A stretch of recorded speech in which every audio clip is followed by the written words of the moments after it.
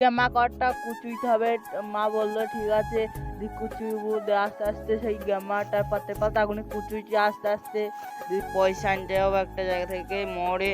আমরা ঠিক আছে আস্তে আস্তে সে পথ দিয়ে হাঁটতে হাঁটতে চলে যাচ্ছি সেই মোড়ে চলে এসেছি। আর একটু দাঁড়াইলে চলে আসবে। তখন পা যন্ত্রণা করছে, একটু বসবো, দিয়ে একটু বসে থাকলাম। তারপরে চলে এসেছি, পয়সা নিয়ে বাড়ি যাইছি। পয়সা নিয়ে বাড়িতে যাইছি, দিয়ে আমি বাড়িতে যাচ্ছি, আবার জামা কাপড়টা কাটতে হবে।